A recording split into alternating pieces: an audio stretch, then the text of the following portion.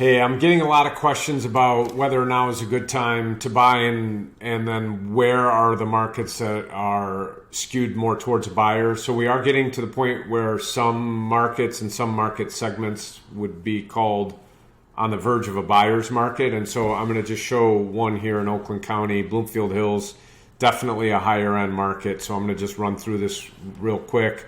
One of the things to keep in mind when you are trying to accumulate information about how to strategize, make offers on homes is you have to understand each individual market and the different price points within those markets before you come up with a strategy to make an offer that's going to be in your best interest, the buyer's best interest.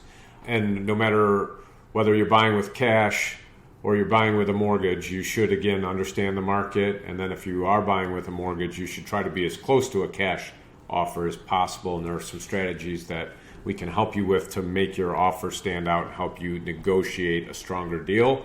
But let's take a look at Bloomfield Hills.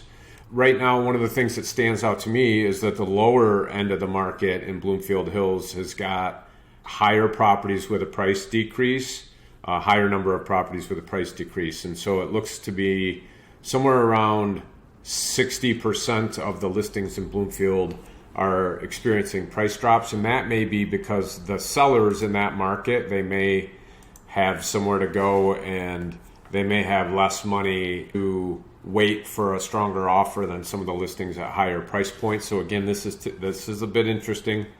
You might expect the top tier, in this case the houses that are listed for somewhere around $2.5 million, that they would maybe be seeing larger declines in prices, but that's not the case at this point. We're seeing it more on the median of $474,000.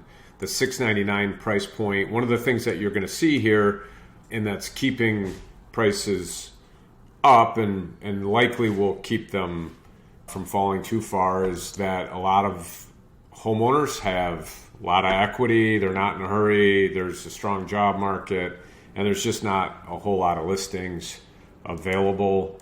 One of the things that you want to look for if you're thinking that there's going to be large price drops would be big uptick in inventory. And in this particular market, we can see prior to COVID, there were somewhere over 70 listings. Now at this point, we're down somewhere around 40 listings. So again, that is not a lot of listings, okay? And therefore, sellers are still somewhat in the driver's seat, but they're more open to negotiating than they've been in the past.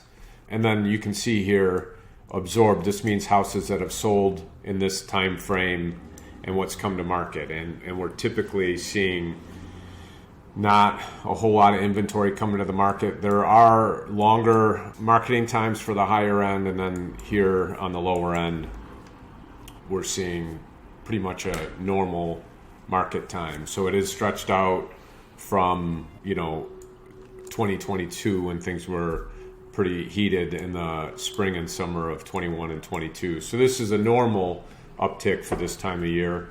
And then the other thing, when you're looking to buy, you may want some tools that are going to help you look at what the overall markets are doing. And so there are some things that we can do to help you explore the markets in your area and then strategize when you're going to present an offer. And so one of the things that I like to show people, and this example is for someone, again, moving up into the $650,000 price point. So this would be an example of a house like that in Bloomfield Hills. It's a ranch that's 2,000 square feet. Looks like it's been very beautifully updated, and it's going for about $650,000. If you were going to buy this house with only 5% down, you might be able to go to the seller and ask them to participate and help you with some of your costs, and that can potentially help you lower your payment. In this case, your initial payment for up to a year, down $800.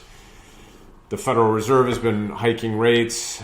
Typically when they're done, rates will go down. So there are different strategies you can use. You can try to permanently buy the rate down if you think rates are never going to go down.